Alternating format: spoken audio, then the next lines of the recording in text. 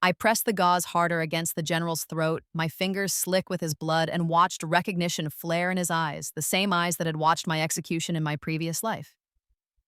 "You," he rasped, and I felt him try to pull away. "Ashford? You're an Ashford." "Yes," I said, keeping my voice steady even as my heart hammered.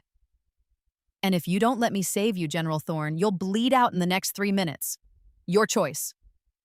The battlefield screamed around us. Artillery fire shook the ground. Men were dying in the mud, their cries swallowed by the thunder of war. But in this moment, in this small crater where I dragged the wounded general, there was only silence between us. The silence of a man deciding whether to trust his enemy's daughter, and the silence of a woman who had died once already and refused to die again. He stopped fighting me.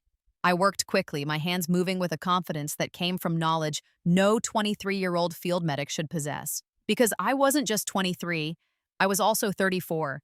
The age I'd been when they'd executed me for treason, I didn't commit. In my first life, I had been Lady Alara Ashford, youngest daughter of Duke Cassius Ashford, a man who had sold our kingdom's military secrets to the enemy for gold. When his crimes were discovered, he blamed me. My own father had stood in court and testified that I had been his accomplice, that I had seduced officers for information, that every betrayal had been my idea. My mother had wept prettily and said she'd tried to raise me right, but I'd always been difficult.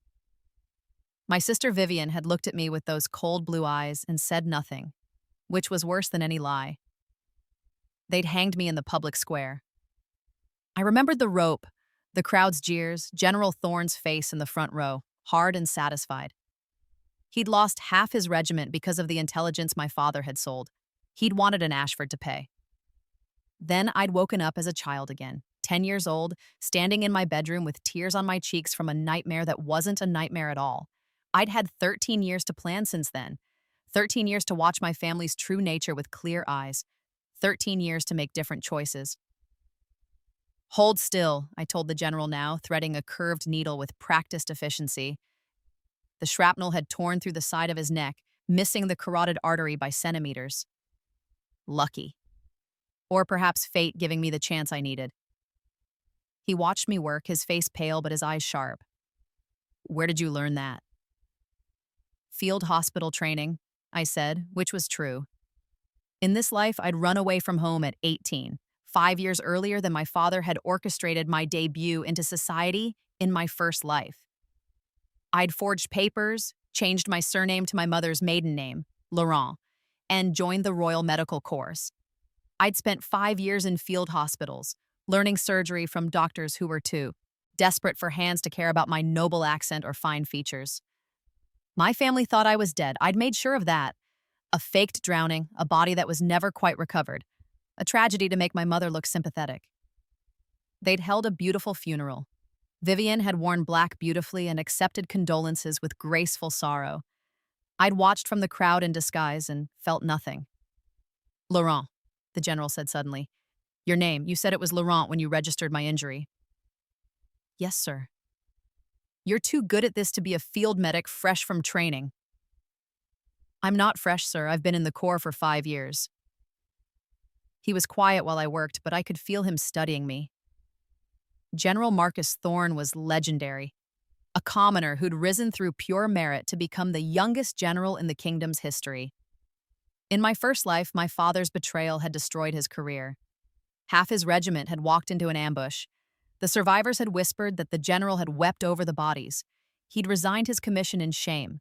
Then he'd stood in the front row at my execution and watched me die. But that was the old timeline.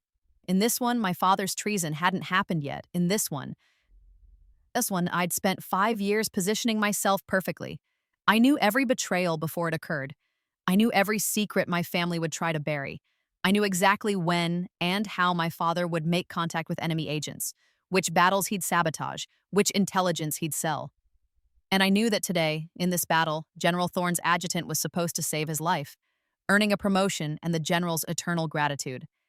Instead, the adjutant had taken a cannonball to the chest 2 minutes ago.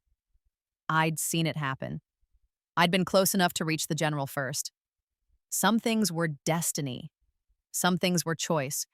And some things were very careful planning by a woman who'd already died once. I tied off the final suture and wrapped a pressure bandage around his neck. You'll need proper surgery within the next 6 hours to clean the wound properly and check for deep tissue damage, I said.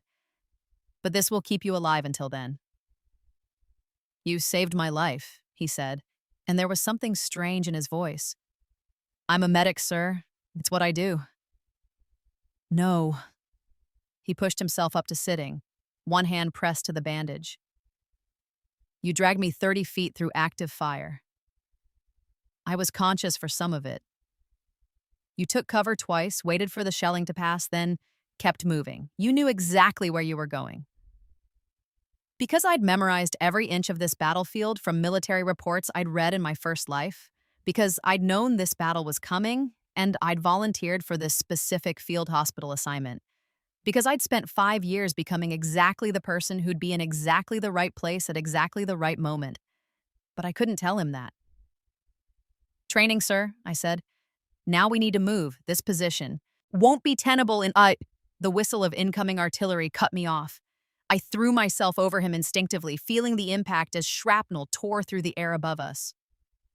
Something hot grazed my shoulder. Pain flared, sharp and familiar. I'd been wounded in my first life, too, in a different battle. I knew this sensation. When the dust settled, the general was staring at me. You're hit. Flesh wound, I said, pushing myself up. It was barely. We need to move now, sir.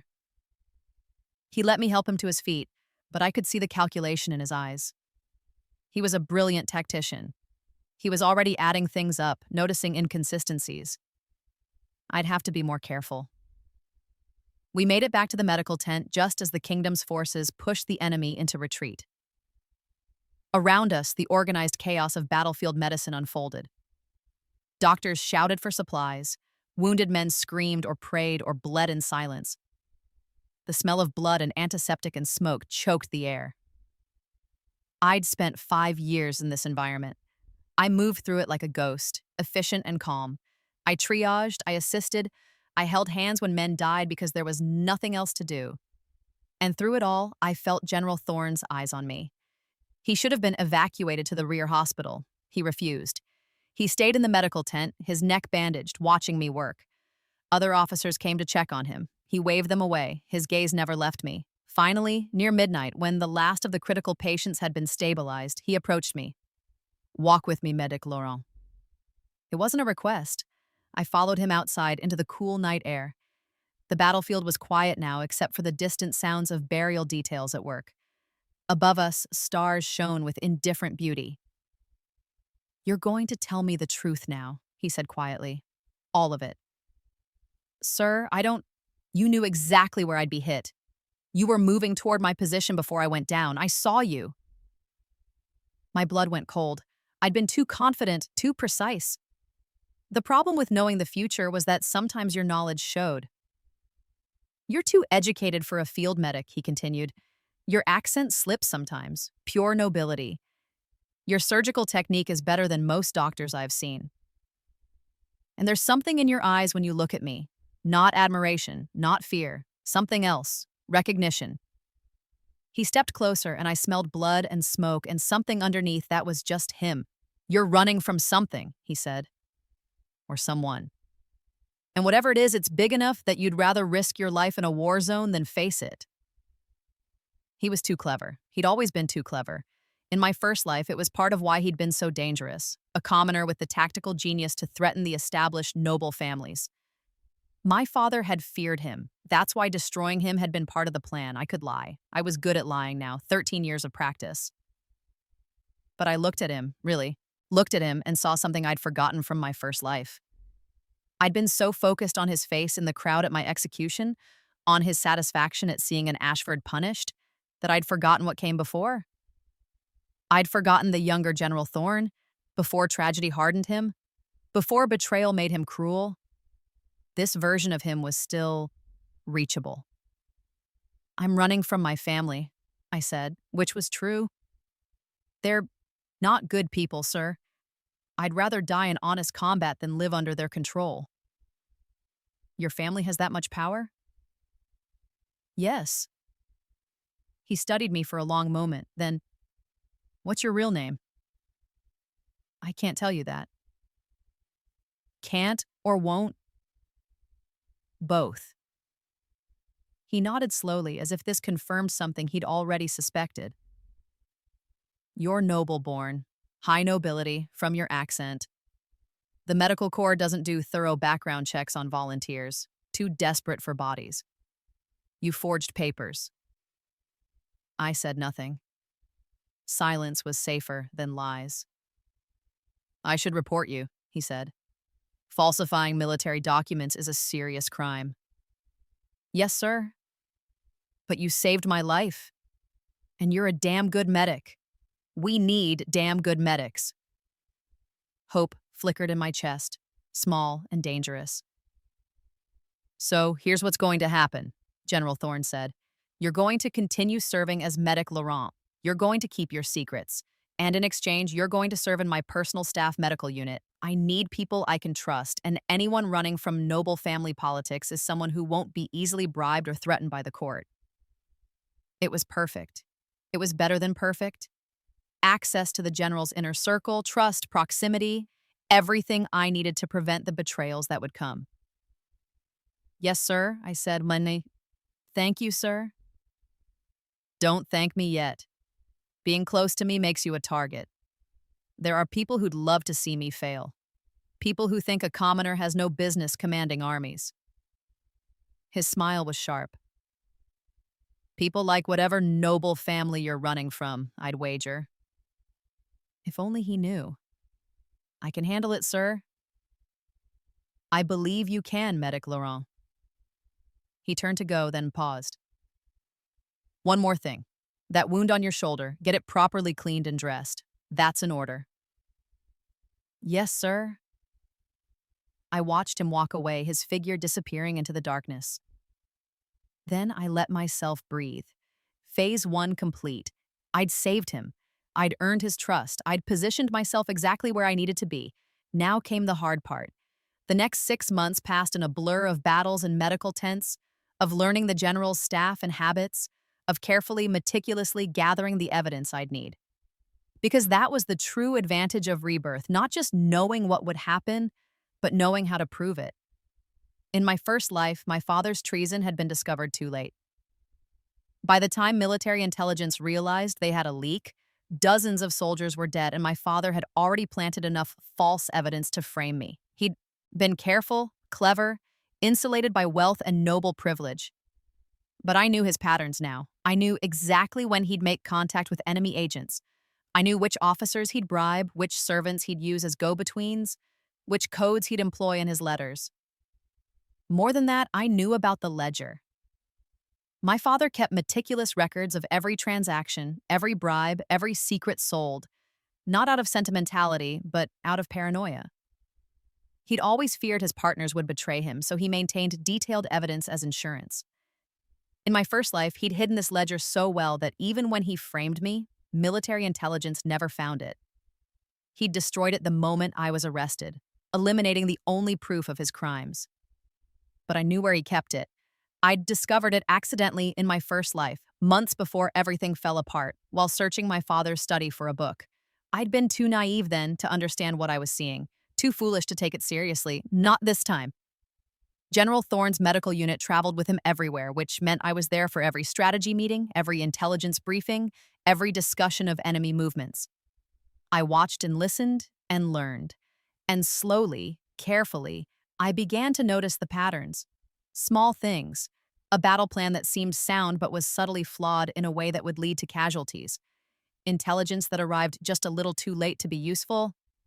Supply routes that were compromised before they were officially announced. The leaks had already started. My father was already selling secrets. I needed proof, hard, undeniable proof.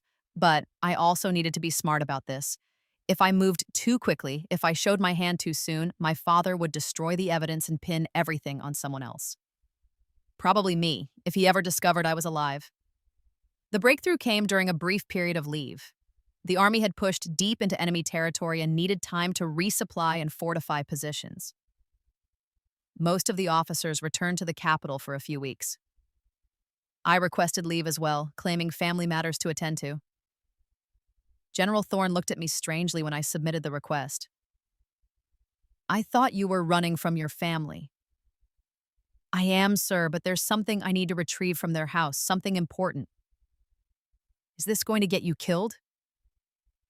Not if I'm careful. He studied me for a long moment. We'd grown closer over the past months, not friends exactly, but something more than officer and subordinate. He valued my medical skills. I thought he might even respect me, and sometimes I caught him looking at me with an expression I couldn't quite read. Take Lieutenant Harrow with you, he said finally, as backup. Sir, I can't. That's an order, Medic Laurent. If you're walking into danger, you're taking someone who can fight. Lieutenant James Harrow was the general's most trusted aide, a serious young man with a tactical mind, nearly as sharp as Thorne's own. He was also loyal to a fault. In my first life, he'd been one of the few officers who hadn't immediately condemned me, not because he believed in my innocence, but because he believed in proper evidence and fair trials. Having him as backup was both a complication and an opportunity.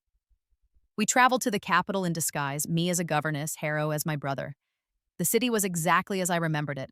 Grand boulevards and marble monuments, glittering shop windows and elegant cafes, all built on a foundation of noble privilege and common suffering. I'd loved this city once. Now it just made me tired.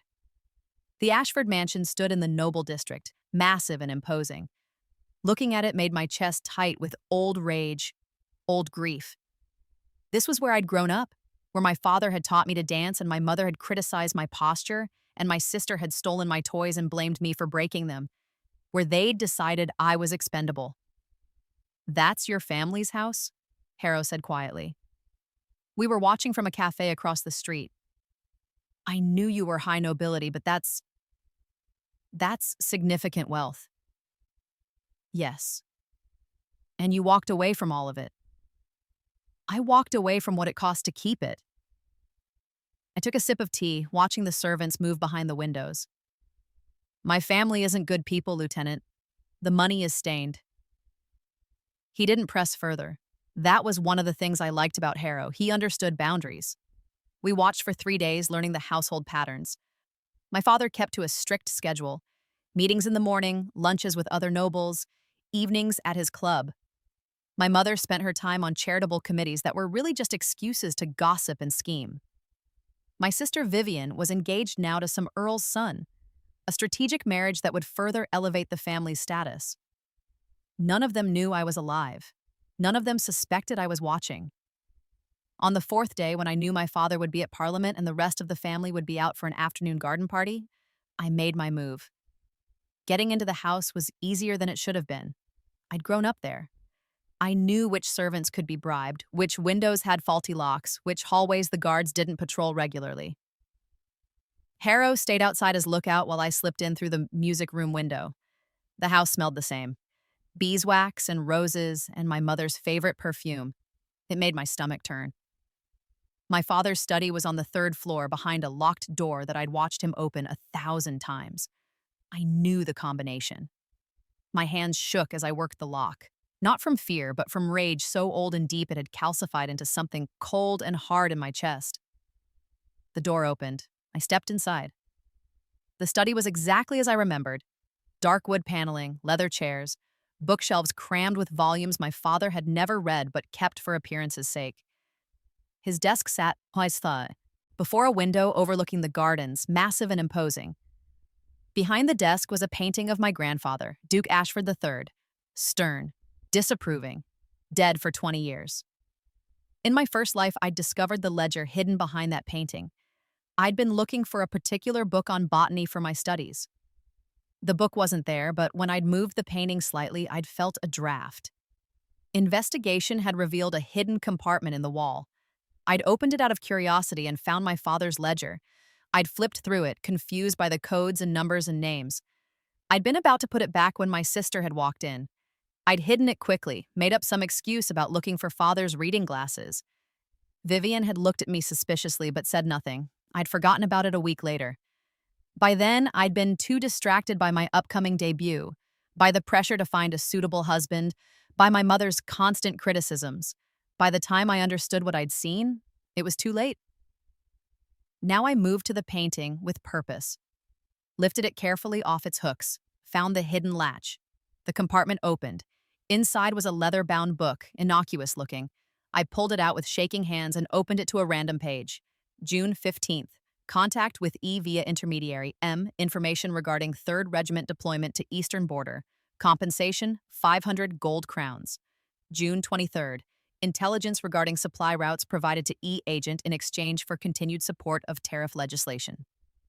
July 2nd. Warning to E regarding planned offensive.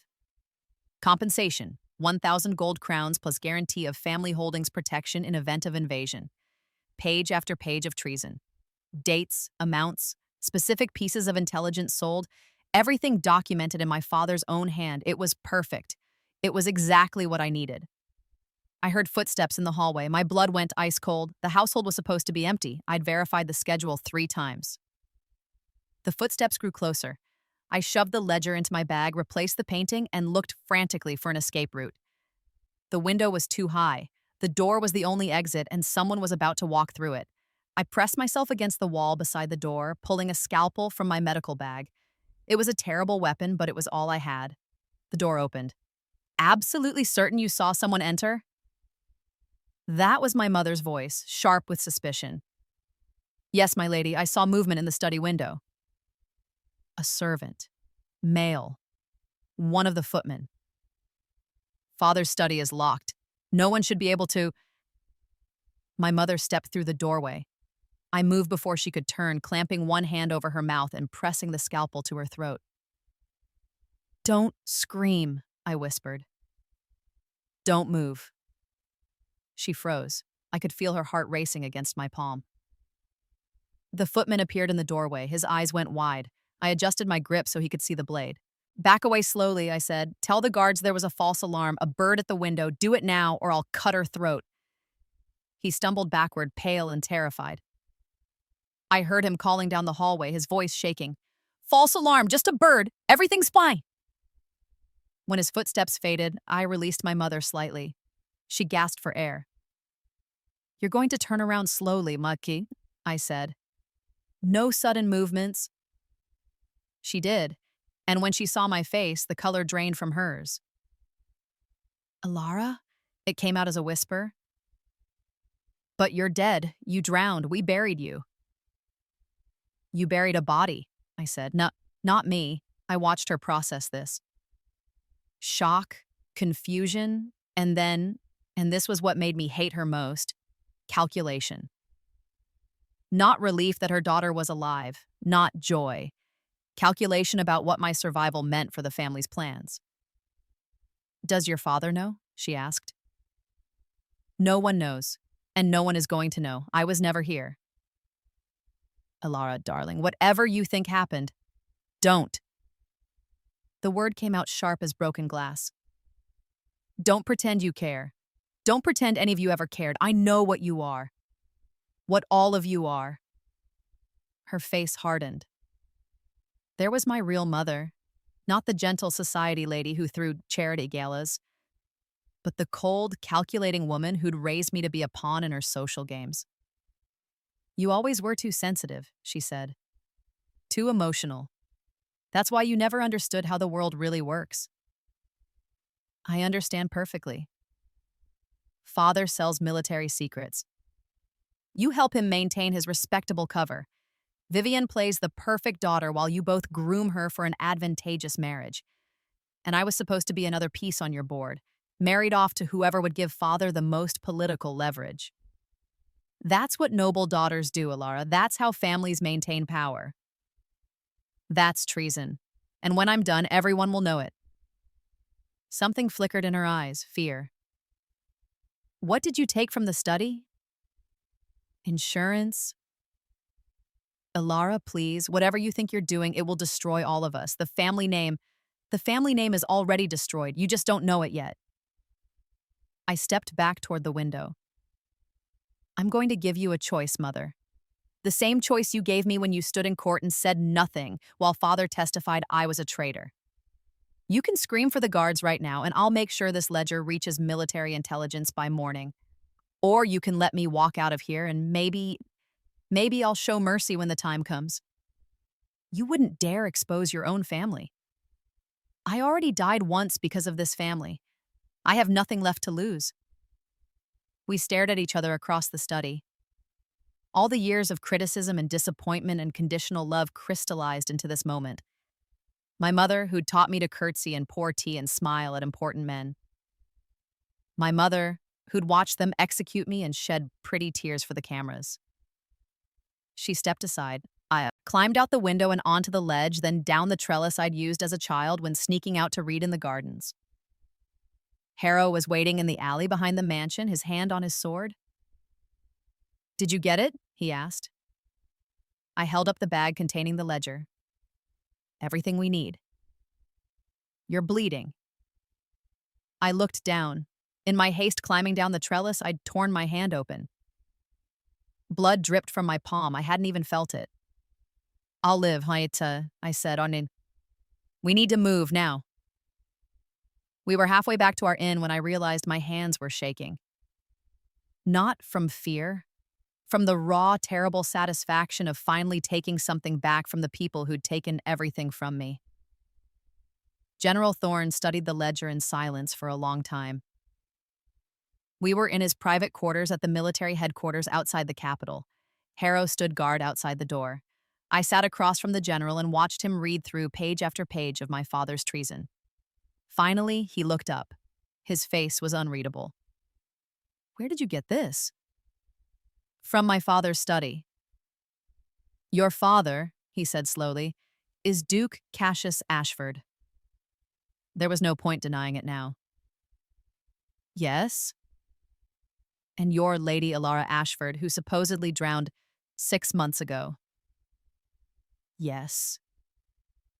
"You faked your own death to escape your family and join the medical corps under an assumed name." "Yes." He set the ledger down carefully as if it were a bomb. "Do you have any idea what this is? What he's done? These intelligence leaks?"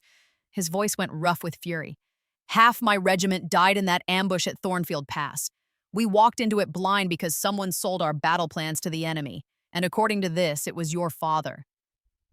"I know," I said quietly. I'm sorry." "Sorry?" He stood up abruptly, pacing to the window. "Your father is responsible for the deaths of hundreds of soldiers. He's been selling secrets for years, and you're sorry?" "I didn't know," I said. "Not until recently. Not until—" I stopped. I couldn't tell him the whole truth. I couldn't explain that I'd known because I'd already lived through this once, already died because of it. Not until what? Not until I started noticing patterns in the intelligence leaks, small inconsistencies, and I remembered something I'd seen in my father's study years ago before I left. A hidden ledger. I thought it might be evidence. "So you went back? To the house of a man you'd faked your death to escape?" "Yes." He turned to look at me, and the expression on his face was complicated. Anger and respect and something else I couldn't name. "You risked your life to get this evidence. Someone had to stop him." "Someone," he laughed, sharp and bitter. "Lady Alara, this ledger will destroy your entire family. Your father will be executed for treason. Your mother and sister will lose everything. The Ashford name will become synonymous with betrayal. And you brought this to me knowing all of that." "Yes."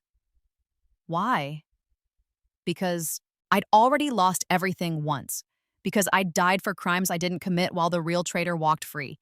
Because I'd had 13 years to think about justice and revenge and what I owed to the soldiers who'd died because of my father's greed." "Because it's the right thing to do," I said. He studied me for a long moment. Then he crossed the room and sat down across from me again. When he spoke, his voice was softer. "I need to ask you something, and I need you to be honest. Were you involved? Did you know what your father was doing before you left?" "No, I swear on my life, General, I discovered the ledger by accident years ago and didn't understand what it meant.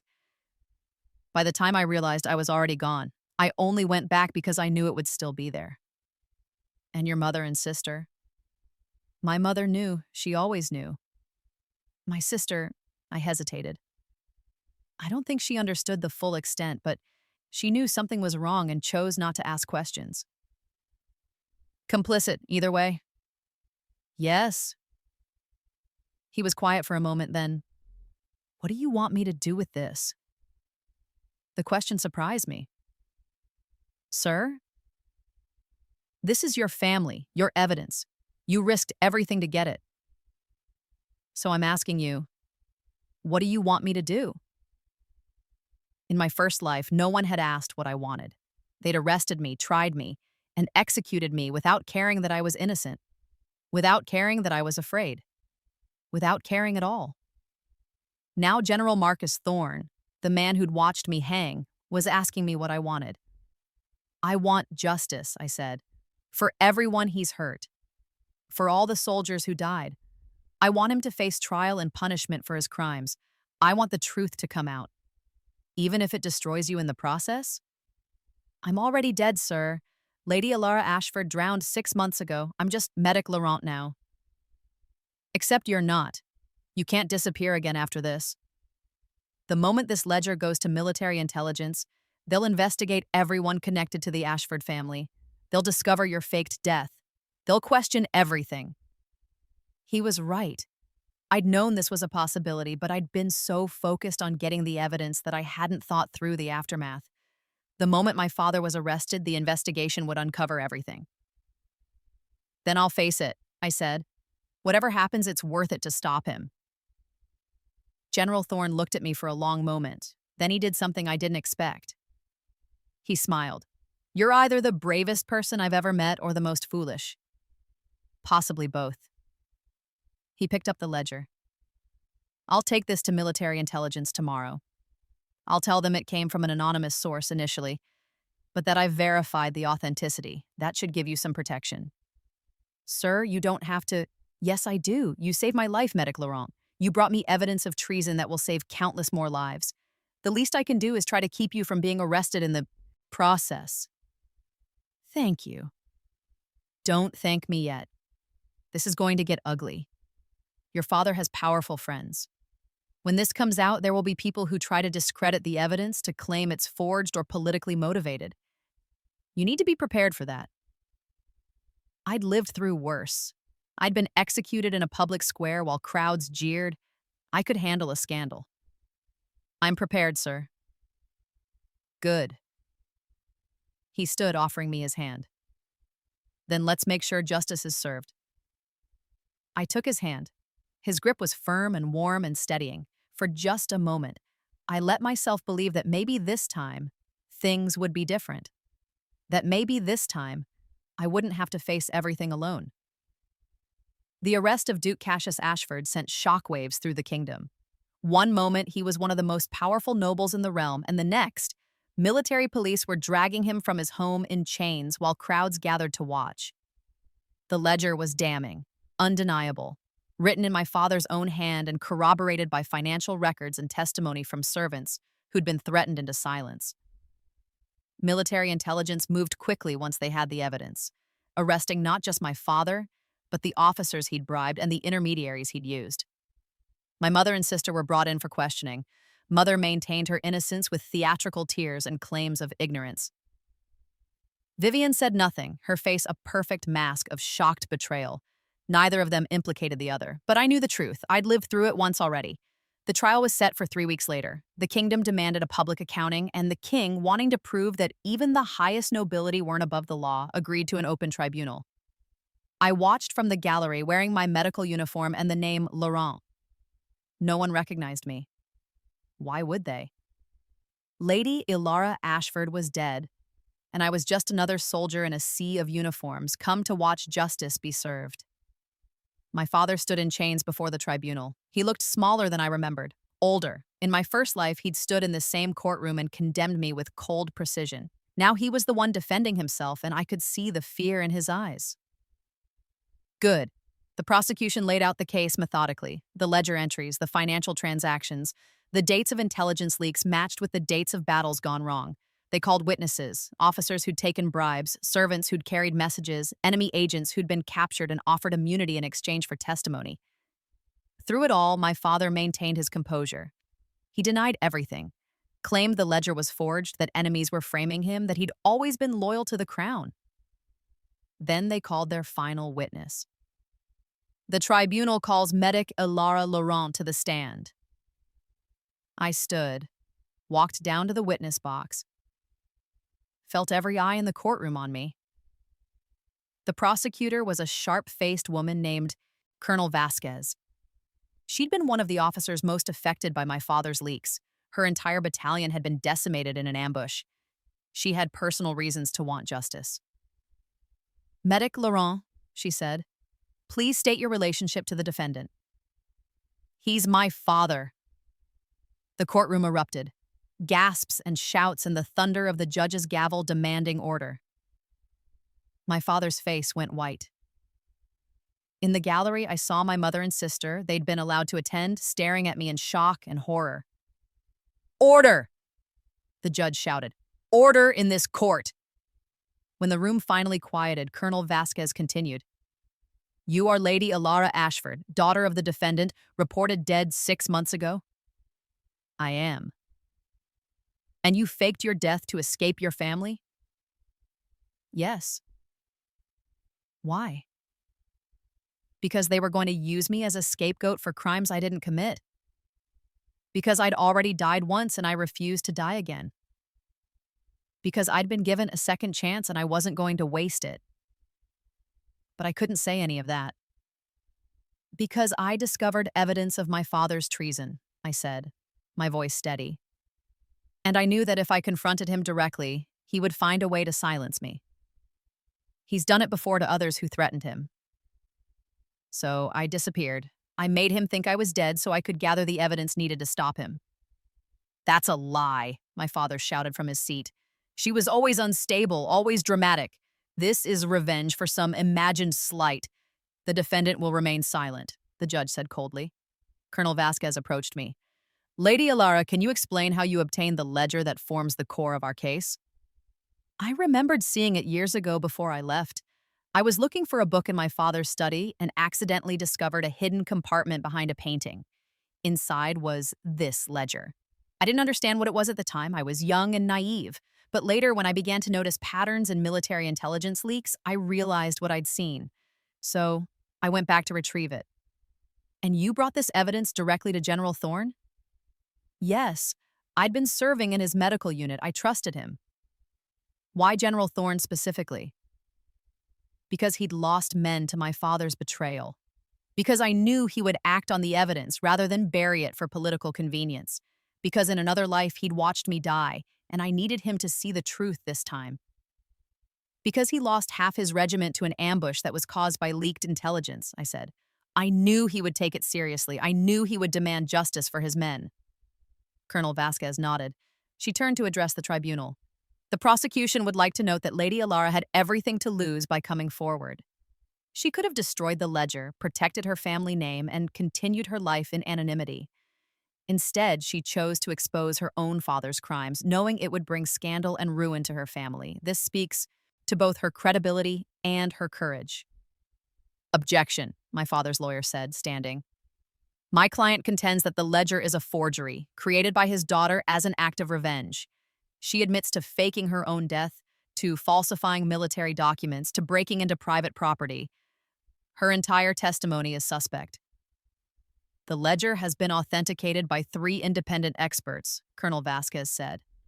The paper, ink, and handwriting all match samples from the Duke's other documents. Multiple witnesses have corroborated the events described in its pages, and the financial records show payments matching the dates and amounts listed. Lady Ilara's character may be questionable to the defense, but the evidence is not. The judge nodded. The court will take all factors into consideration. Lady Ilara, you may step down. I walked back to my seat on shaking legs. As I passed my father, our eyes met. In that moment, I saw him realize what I'd done. Not just exposed him, destroyed him. Everything he'd built, every scheme he'd crafted, every ounce of power he'd accumulated, I'd taken it all away. And he knew he couldn't stop me. Not this time. The trial continued for another week. More witnesses, more evidence, more desperate denials from my father. But the outcome was never in doubt. The ledger was too detailed, too damning, too thoroughly corroborated. On the final day, the tribunal delivered their verdict.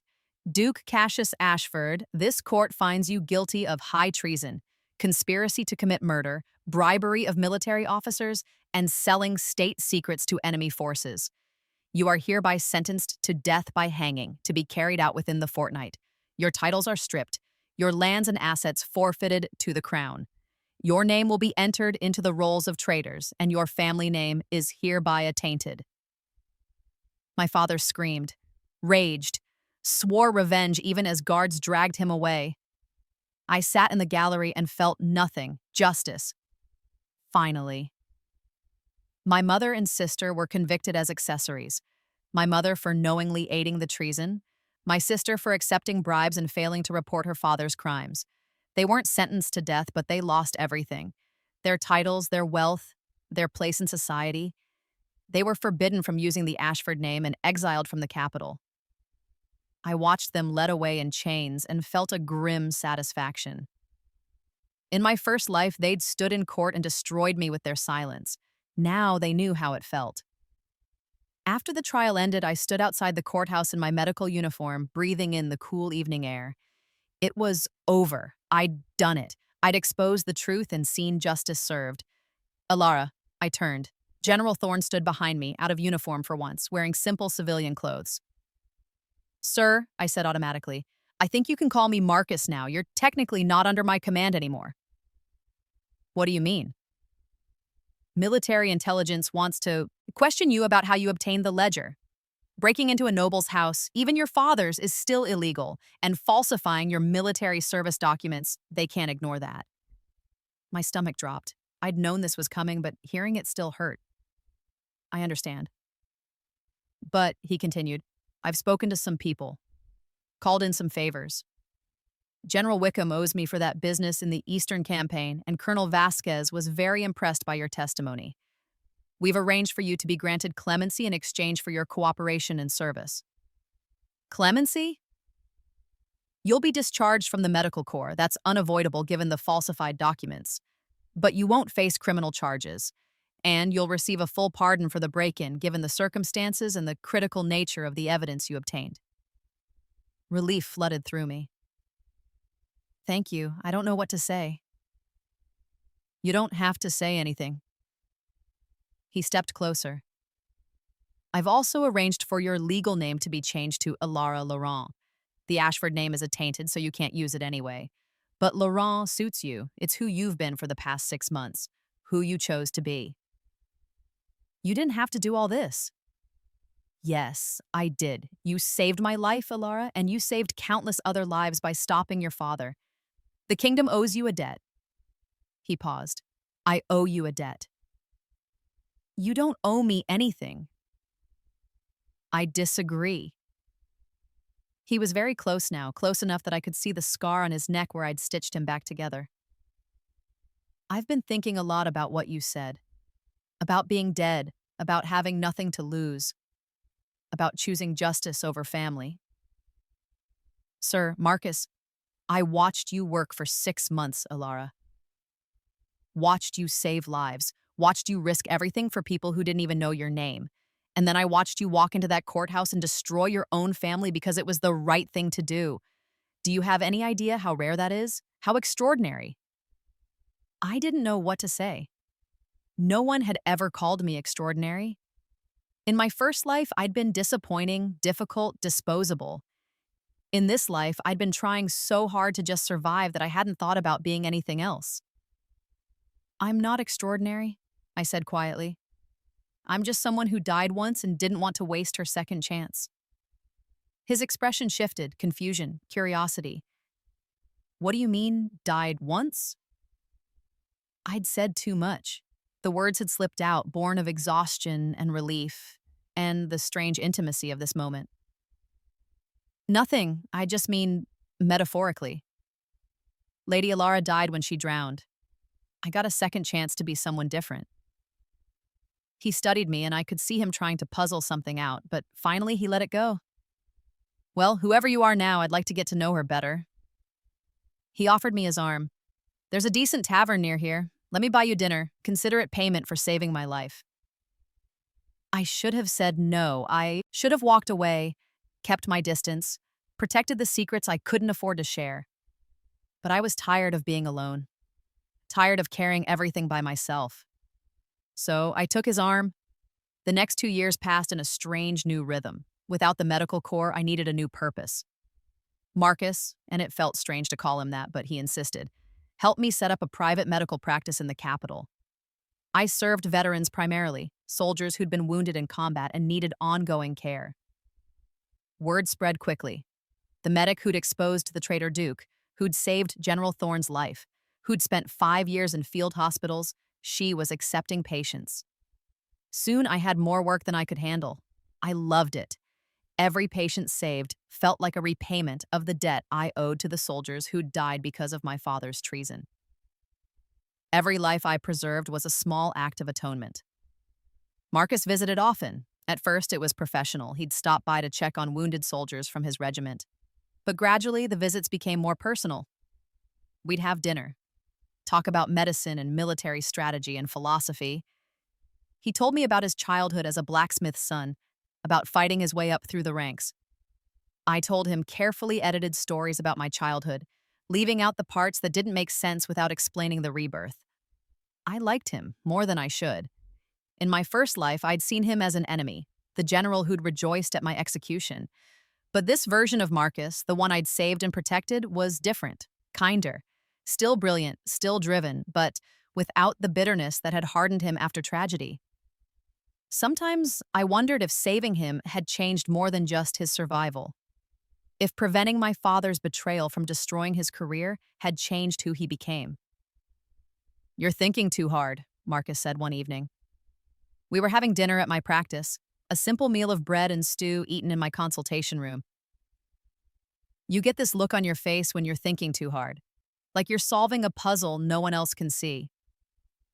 "Sorry, just tired." Liar, but he smiled. "You can tell me to mind my own business if you want. But I've noticed you do that a lot. Drift away into your own head, like you're carrying something heavy." He wasn't wrong. I was carrying something heavy. The weight of 2 lifetimes, of knowledge that shouldn't exist, of memories that had shaped every decision I'd made for 13 years. "Everyone carries something," I said.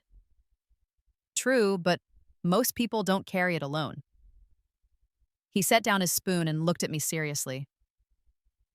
"Alara, I know there are things you can't tell me. Things about your family, about why you really ran. And that's fine. You're entitled to your secrets. But if you ever want to share them, if you ever need someone to help carry the weight, I'm here." The offer made my throat tight. In my first life, no one had offered to help me. Everyone had been so quick to believe the worst, to abandon me, to watch me die. "Thank you," I said. "That means more than you know." "Good." He reached across the table and took my hand. His palm was warm and calloused. "Because I care about you, Alara Laurent. Quite a lot, actually." My heart stumbled. "Marcus, you don't have to say anything. I just wanted you to know." He squeezed my hand gently. "You saved my life. And somewhere along the way, you became the best part of it." I should have pulled away, should have remembered that I was living on borrowed time with borrowed knowledge, that any relationship I built was founded on secrets I could never share. But I didn't pull away. "You're the best part of mine too," I said quietly. He smiled, bright and genuine, and something in my chest that had been frozen since my execution began to thaw. My father was executed on a cold morning in November. I didn't attend. I had no desire to watch him die, no need for that final closure. The fact of his death was enough, but I heard about it afterward, how he'd maintained his innocence to the end, how he'd cursed my name, called me ungrateful and treacherous, how he'd died badly, struggling against the noose. I felt nothing, no satisfaction, no grief, just a quiet sense of completion. Justice had been served. My mother and sister had been exiled to a small estate on the northern border, a property that hadn't been part of the Ashford holdings and thus hadn't been seized. It was barely large enough to support them, and they had no servants, no luxuries, none of the comforts they'd taken for granted. I heard through various sources that my mother had aged badly, her beauty destroyed by stress and poverty, that Vivian's engagement had been broken, her fiancé's family wanting no association with a trader's daughter, that they lived in near poverty, struggling to maintain even basic dignity. Good. Let them know what it felt like to lose everything. Let them know what they'd done to me. Marcus told me I should feel guilty for not helping them, for having the power to ease their suffering. I was doing well enough in my practice that I could have sent money, and choosing not to. They're still your family, he said gently. They stopped being my family the day they decided I was expendable, I replied. I owe them nothing.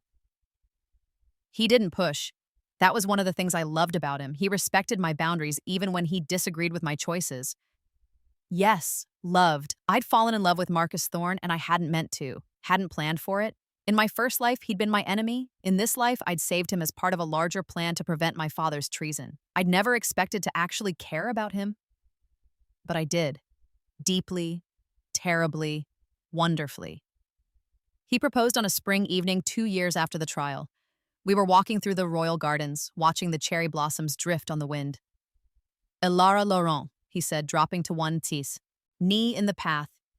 Would you do me the extraordinary honor of becoming my wife? I stared at him, at the ring in his hand, simple silver with a small sapphire, nothing ostentatious. At his face, hopeful and nervous and so dear to me. You want to marry a dead woman? I said, and laughed because the alternative was crying. I want to marry you, however you define yourself, whatever secrets you're keeping. He stood up, taking my hand. I know there are things you haven't told me. About your family, about why you really ran, about how you sometimes know things you shouldn't know. And that's fine.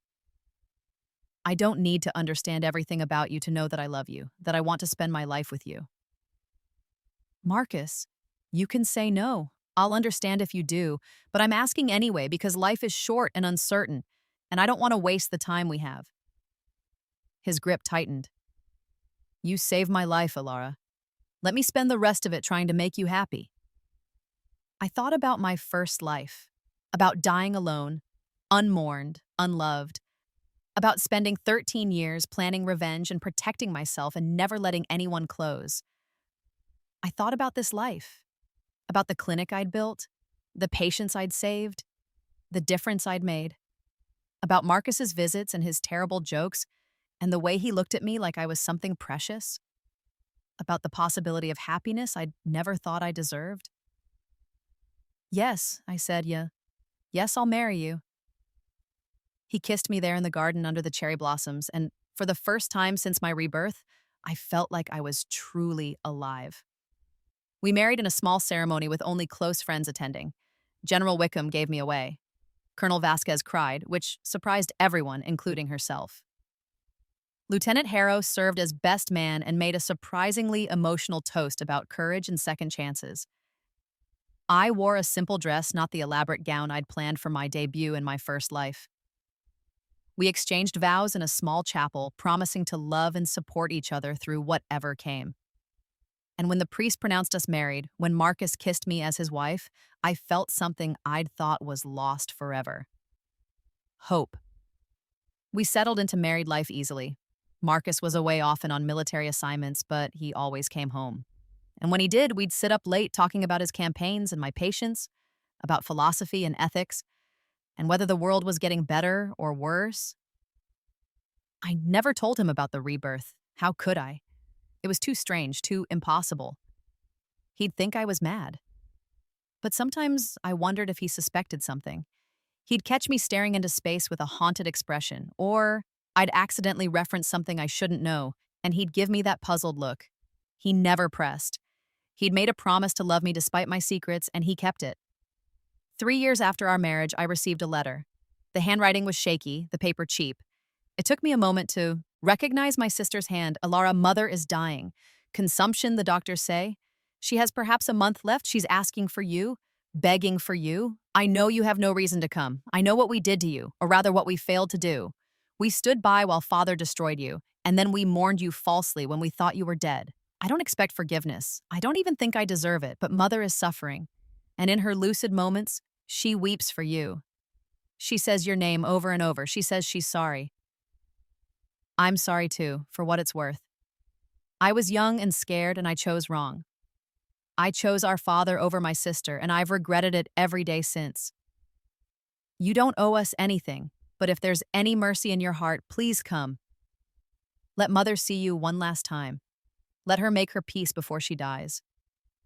Your sister Vivian. I read the letter 3 times. Then I showed it to Marcus. What do you want to do? He asked. I don't know, I admitted. Part of me says she doesn't deserve my mercy. She stood by while father framed me for treason I caught myself. In my past. She said nothing in my defense. But another part? Another part remembers her as my sister. Before everything went wrong. Before father's corruption poisoned everything. I folded the letter carefully. She taught me to braid my hair. We used to sneak cookies from the kitchen together. She used to be not good, maybe, but not entirely evil either. Then maybe that's your answer. Go see them, not for their sake, but for yours. So you can have closure. So you can look yourself in the mirror and know you were the bigger person. He was right. I'd spent so much time being angry, being focused on revenge and justice. Maybe it was time to let some of it go. I traveled north alone to the small estate where my mother and sister lived. It was a drafty, uncomfortable place, clearly maintained on a shoestring budget. The gardens were overgrown, the paint was peeling.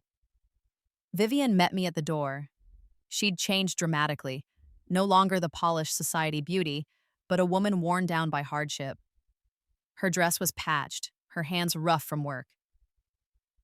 Elara, she said, and her voice broke. Thank you for coming.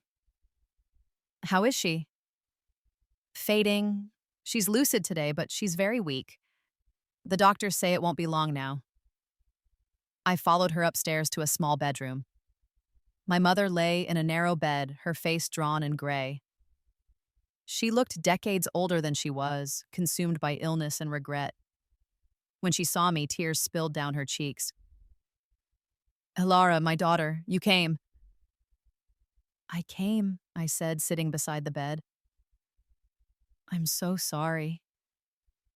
Her voice was barely a whisper. For everything.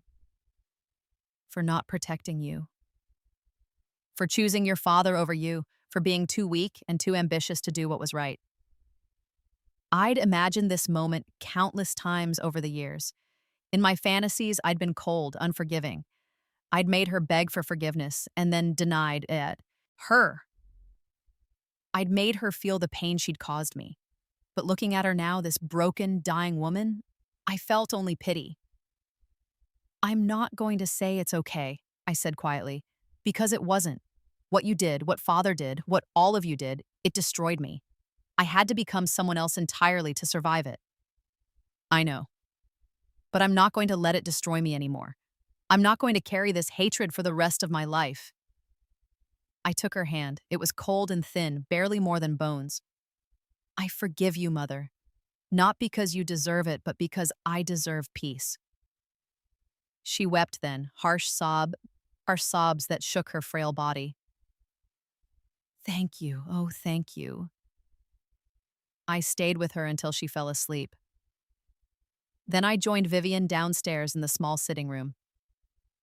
Thank you, my sister said, for giving her that. She's been so tortured by guilt. She should have been, I said. But she's paid enough. You both have. Vivian nodded. She poured tea with shaking hands. Cheap tea, nothing like what we'd grown up drinking. I'm sorry, too, for my part in everything. I was young and stupid, and I thought if I just stayed quiet, if I just didn't make waves, everything would be fine. I didn't realize Father would... She stopped. That's not an excuse. I should have spoken up. I should have protected you. Yes, I said simply. You should have. I know I don't have the right to ask, but she looked at me with desperate eyes. Are you happy? Did you find a life worth living after everything we did to you? I thought about my clinic, my patients, my reputation as a skilled physician. I thought about Marcus, about the life we were building together, about the possibility of children someday, of a future that was mine to shape. Yes, I said. I'm happy. I built a new life from nothing, and it's better than anything I could have had as an Ashford. Good.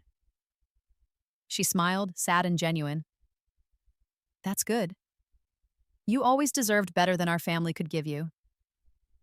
We talked for a few hours more. Not about the past, there was too much pain there, but about small things.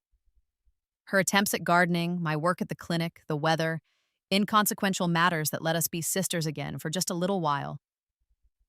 When I left, she hugged me goodbye. I don't expect you to visit again, she said.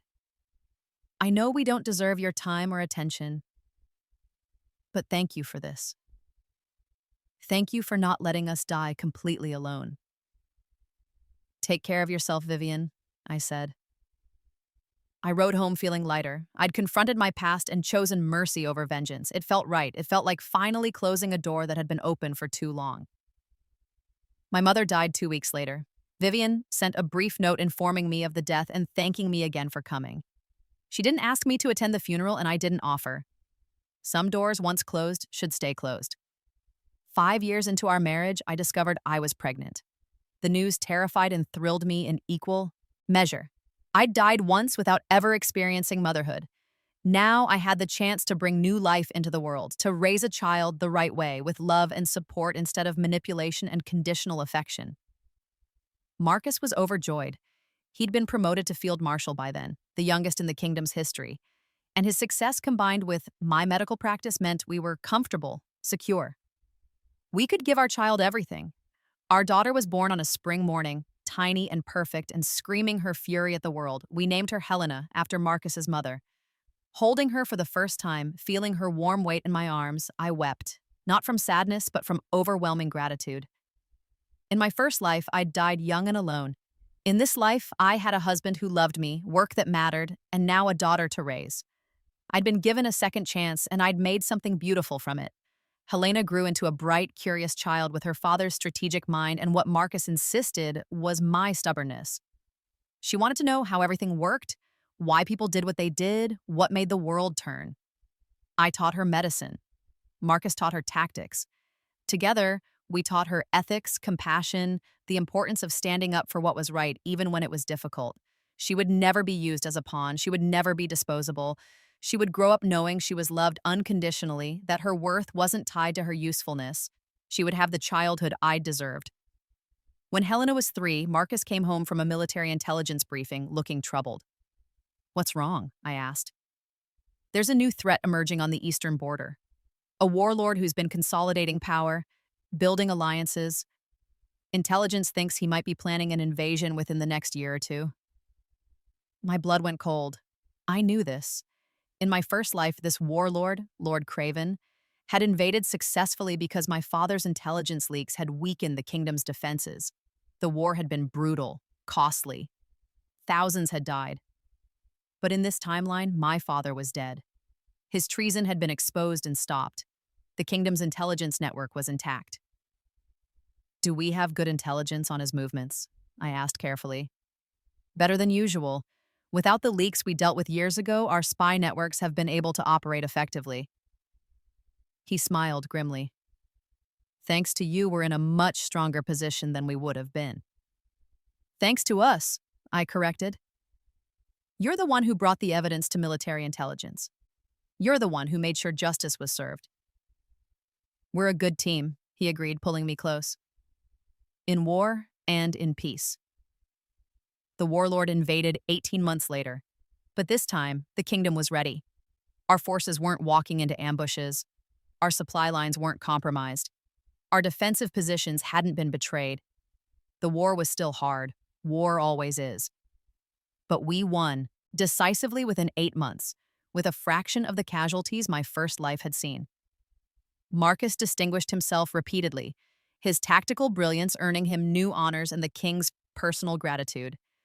And I ran field hospitals again, training new medics and saving lives, just like I'd done in my first life, but this time without the shadow of my father's treason hanging over everything. This time, when soldiers thanked me for saving them, I could accept their gratitude without the bitter knowledge that my family was responsible for so many deaths. This time, I was on the right side. Helena was 10 years old when she asked me about her grandparents. We were in my clinic, and I was showing her how to suture a practice dummy. She had steady hands and good instincts. She'd make an excellent surgeon someday if she chose that path. "Mother," she said, focused on her stitches, "why don't I have grandparents?" I'd known this question was coming eventually. Marcus's parents were dead, his mother from illness, his father from a workshop accident. But I'd never spoken about mine. "My parents are dead," I said, which was true enough. "But what were they like?" "Father tells me stories about his parents all the time, but you never talk about yours." I set down my instruments and looked at my daughter. She had Marcus's eyes but my dark hair. She was smart and kind and everything good in the world. She deserved the truth, or at least as much of it as I could give her. "My parents weren't good people," I said carefully. "My father did terrible things, hurt a lot of people. My mother knew about it and did nothing to stop him, and when I tried to do the right thing and expose his crimes, they turned against me." Helena's eyes went wide. "What did you do?" "I gathered evidence of my father's crimes and brought it to the authorities. He was tried and executed for treason. My mother and sister were exiled." "Executed?" She looked shocked. "Your own father?" "Yes, he'd sold military secrets to our enemies, Helena. Hundreds of soldiers died because of him. I couldn't let that continue, even if it meant destroying my own family." She was quiet for a long moment, processing this, then, "That must have been really hard." "It was, but it was also necessary." I touched her cheek gently. "Sometimes doing the right thing means making difficult choices. It means standing up even when people you love are on the wrong side. That's a lesson I hope you never have to learn personally, but it's one you should always remember." "Did you ever see them again, your mother and sister?" "Once. My mother was dying, and she asked to see me. I went, and I forgave her, not because she deserved it, but because I didn't want to carry that hatred forever." "Do you regret it? Turning them in?" "No, I regret that I had to. I regret that my father made the choices he did, that my mother enabled him, that my sister stayed silent. But I don't regret seeking justice. Some things are more important than family loyalty." Helena hugged me tightly. "I think you're the bravest person I know." I held her close, blinking back tears. "I'm just someone who did what needed to be done." "That's what bravery is, Mother." 20 years after my rebirth, the kingdom threw a grand celebration in honor of Field Marshal Marcus Thorne's military achievements. There was a formal ceremony in the palace, with the king personally bestowing additional honors. A parade through the capital, speeches and toasts and celebrations. Marcus hated every minute of the pomp and circumstance, but he smiled through it for the sake of duty. I stood beside him during the ceremony wearing formal dress and watched the kingdom honor my husband, the commoner who'd risen to become field marshal, the brilliant tactician who'd won impossible battles, the man who'd helped root out treason and corruption. And I thought about my first life, about how differently this all could have gone. In that timeline, Marcus Thorne's career had been destroyed by my father's betrayal. He'd resigned in shame and spent the rest of his life bitter and broken. He'd stood at my execution and felt justice had been served. In this timeline, I'd saved him, and in saving him, I'd changed everything. After the ceremony, we walked through the palace gardens together. Helena was with friends enjoying the festivities. For a moment, we were alone. "You're thinking too hard again," Marcus said, taking my hand. "Just reflecting," I said. 20 years ago, I saved your life on that battlefield. Everything good that's happened since all of this, it started with that choice." "You've saved my life more than once," he said quietly. "On the battlefield, yes, but also every day since." You made me better, Alara, happier. You gave me a family, a purpose beyond just tactics and battles. You showed me what it means to choose right over easy. You did the same for me. He stopped walking and turned to face me. In the late afternoon light, his face was lined with years and experience, but his eyes were still the same.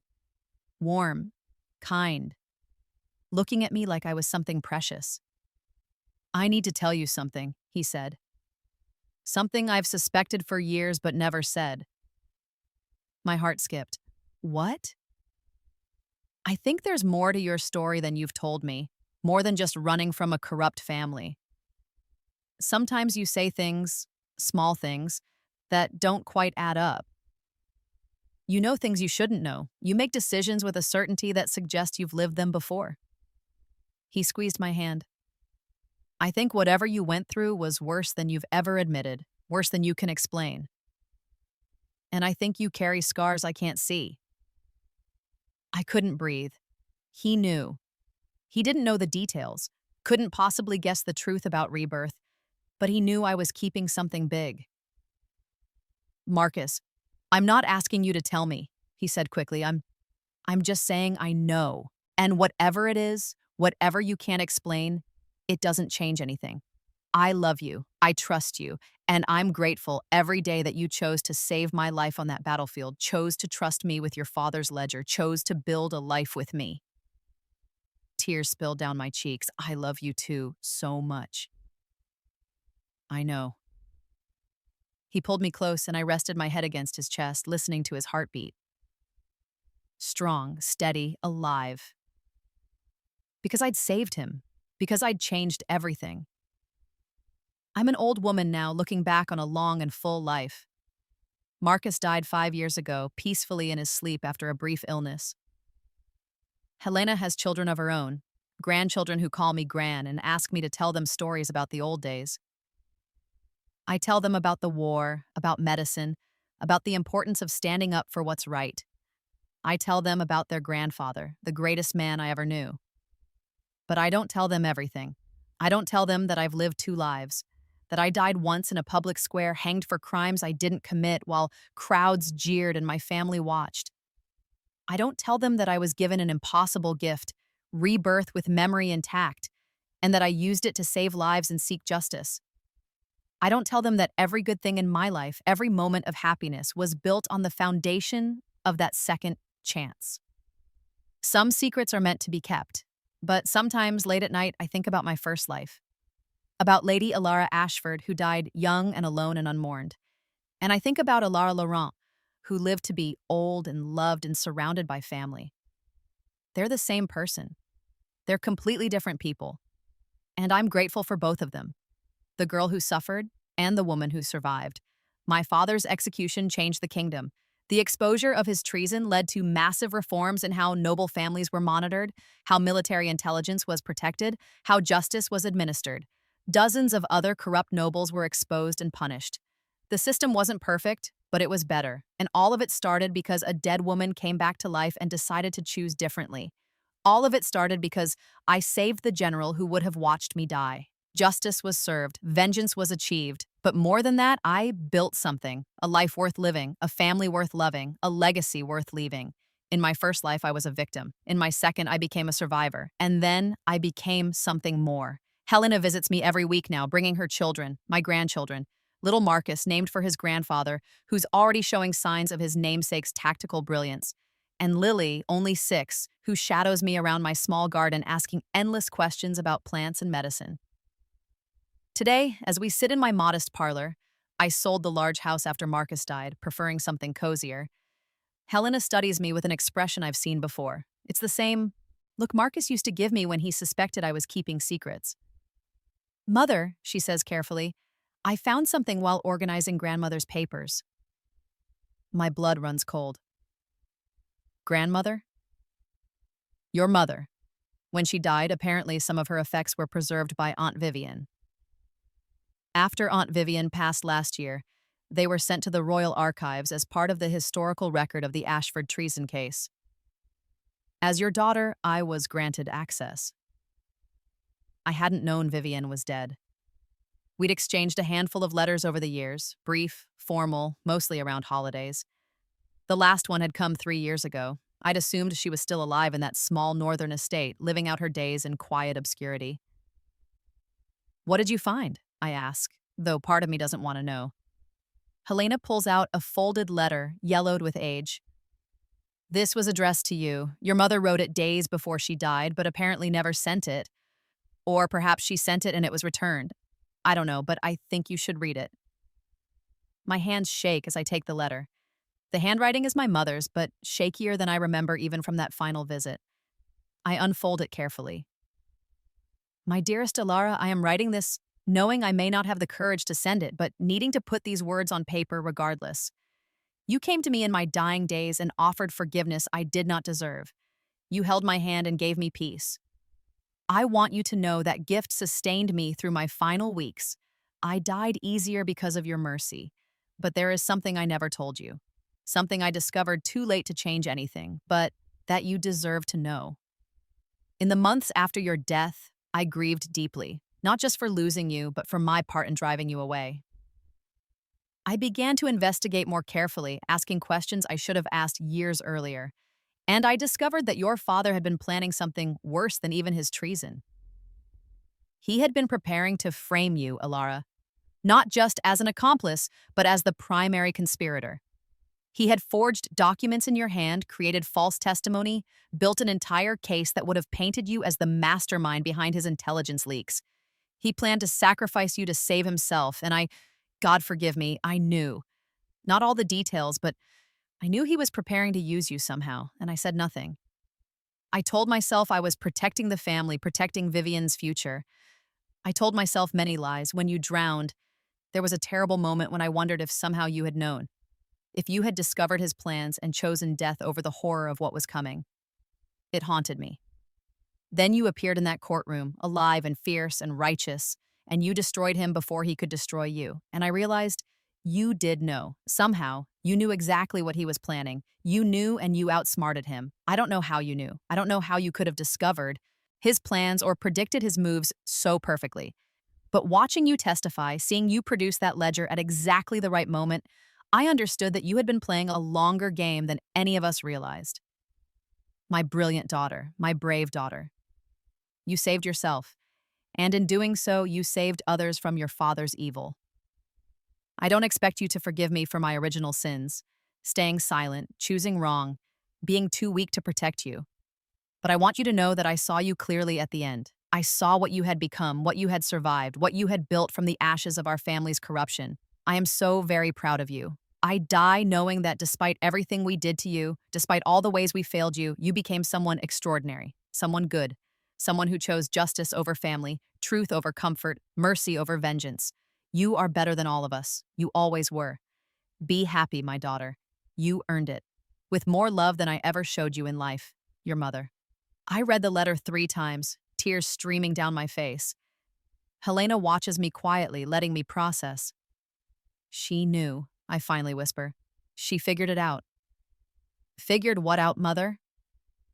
I look at my daughter, my brilliant, perceptive daughter who has Marcus's mind and my determination. She deserves some version of the truth. In my darkest moment, I say slowly, I learned that my family was planning to destroy me. Not just neglect me or use me, but actively frame me for my father's crimes. I couldn't prove it at the time. I didn't have evidence. So I made myself disappear. I built a new life, and I waited until I could expose the truth. It's not the whole truth. I can't tell her about the rebirth, about living through it all once before, but it's close enough. That's why you became a medic, Helena says. You were hiding, but you were also positioning yourself, getting close to General Thorne, to the military, to people who could help you when the time came. Yes. And the ledger, you didn't just stumble across it. You knew exactly where it was because you'd found it before and you went back specifically to retrieve it. Yes. Helena is quiet for a long moment, then, how did you know Father's life needed saving on that battlefield? My heart stops. What? I've read the after-action reports. I have father's journals from that campaign. The injury he sustained, the timing of it, the location, you reached him impossibly fast. Almost as if you knew where he'd be and when he'd be hit. She looks at me steadily. Father suspected you knew things you shouldn't know, and he loved you too much to push. But I'm asking now, Mother. How did you know? I could lie. I've gotten very good at lying over the years, but I'm tired, and my daughter deserves better than more deception.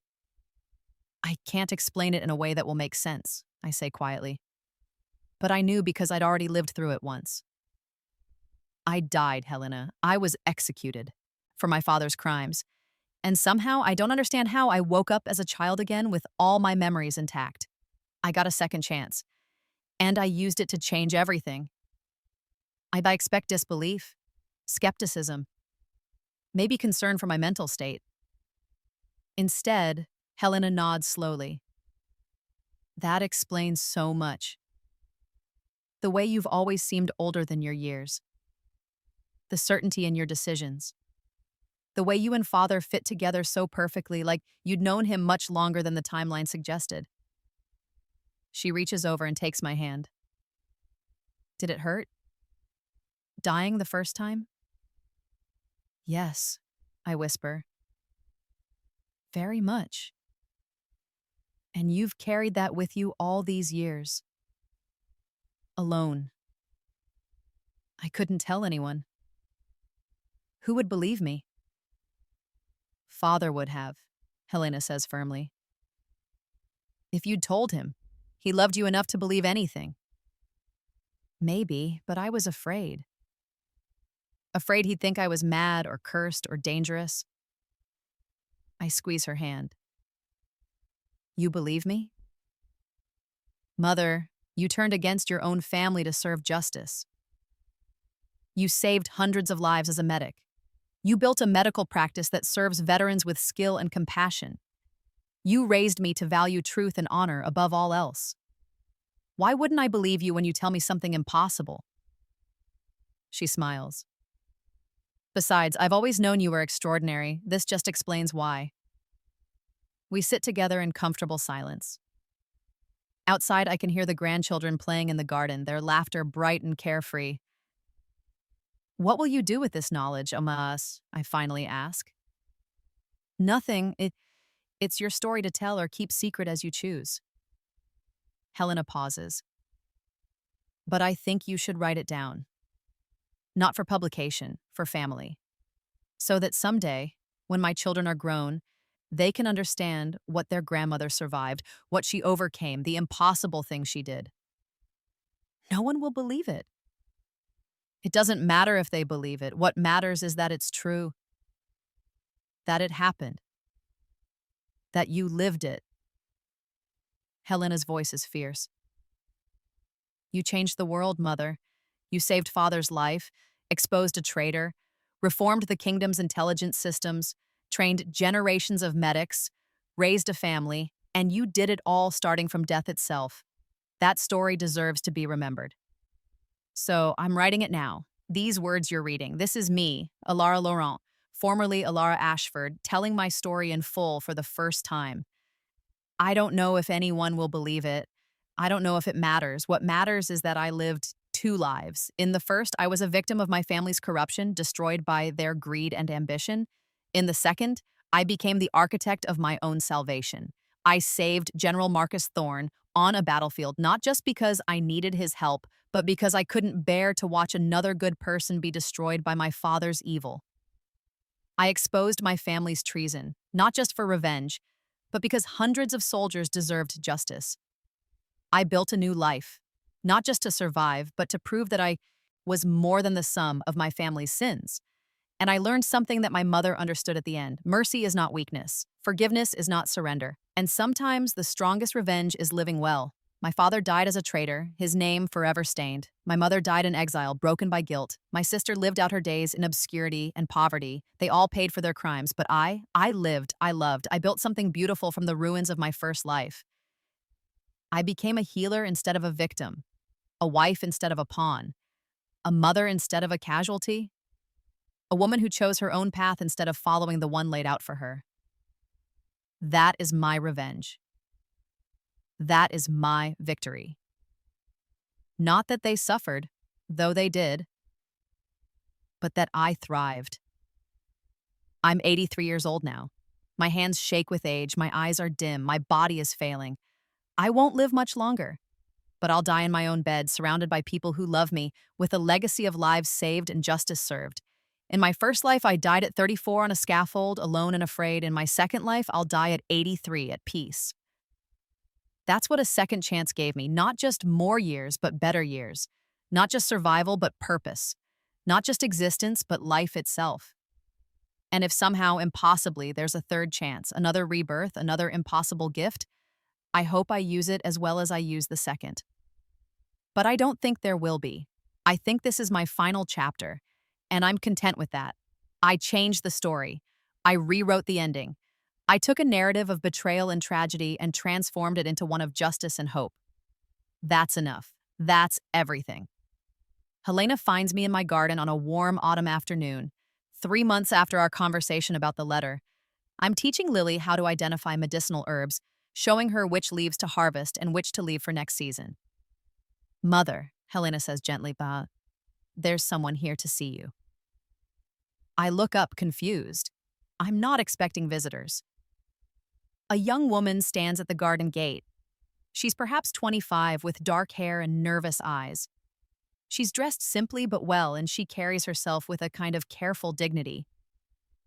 "Lady Laurent," she says hesitantly, "my name is Mira Ashford." The name hits me like a blow. Ashford, but I have no nieces, no living relatives who should bear that name. "I'm sorry," I say slowly, "but I don't know any—" "I'm your sister's granddaughter," she interrupts. "Lady Vivian's granddaughter. She asked me to find you before she died. She said there was something I needed to understand about our family." Helena takes the children inside, leaving me alone with this unexpected ghost from my past. "Sit," I say, gesturing to the garden bench. "Tell me what Vivian said." Mira sits, twisting her hands nervously. "My grandmother rarely spoke about the past, about the scandal, the treason, the exile. But in her final weeks, she told me everything. About your father's crimes, about her own complicity, about how you exposed the truth and saved the kingdom." She exaggerated. "I wasn't trying to save the kingdom. I was trying to stop a murderer." "Maybe. But you did save it." Mira looks at me directly. "She said you had every right to hate us, to leave us in poverty and obscurity.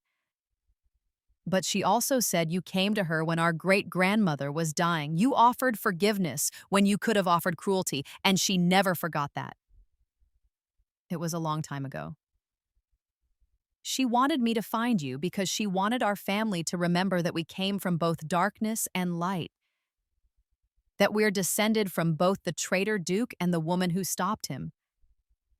She said," Mira's voice breaks, "she said you were the best of us, the one who chose right when everyone else chose wrong, and she wanted me to know that story, to carry it forward. I study this young woman, my great-niece, though I'd never thought of her that way. She has Vivian's eyes, but none of her coldness. She seems earnest, genuine." "Why does this matter to you?" I ask. "Because I'm ashamed of my family name. Because everyone knows the Ashfords as traitors and cowards, because I grew up in exile bearing that shame."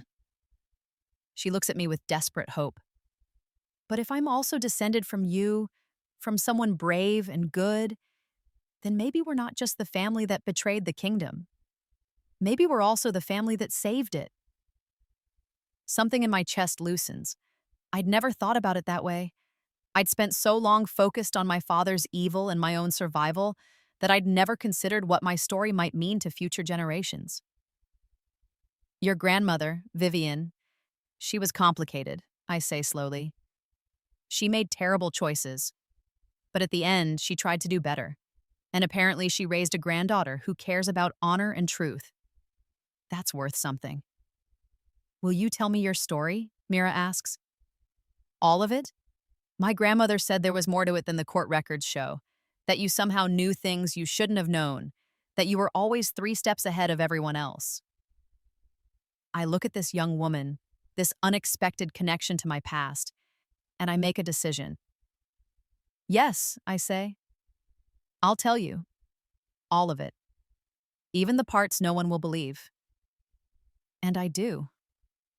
I tell her about the rebirth, about dying and waking as a child, about 13 years of planning and positioning. I tell her about saving Marcus, about stealing the ledger, about choosing justice over family. She listens with wide eyes, asking occasional questions, but mostly just absorbing it all. When I finish, the sun is setting and the garden is full of shadows. That's impossible, Mira whispers. I know. But I believe you. Why? Because it explains everything. The trial records, the impossible timing, the way you always seem to know exactly what to do. She pauses. And because my grandmother told me at the very end that you were touched by something beyond ordinary human experience. She said she didn't understand it, but she knew it was real. We sit in silence for a moment. Then Mira says, "Thank you for trusting me with this, for letting me know that we come from both shame and heroism. It helps." What will you do now? Live honorably, serve others, try to build something good with my life the way you did. She smiles. Maybe become a doctor. You've inspired me. After she leaves, I sit in my garden as darkness falls, thinking about legacy, about how the choices we make ripple forward through time, affecting people we'll never meet. I thought my revenge ended with my father's execution, with my family's ruin, with my own survival and success. But maybe it goes deeper than that. Maybe the real revenge is in the healing that comes after, in the new generation that learns from old mistakes, in the young woman who bears the Ashford name but chooses to honor the good that came from it, rather than being defined by the evil. Maybe that's the final victory, not just surviving, but transforming the narrative entirely. I died 3 weeks later, peacefully in my sleep.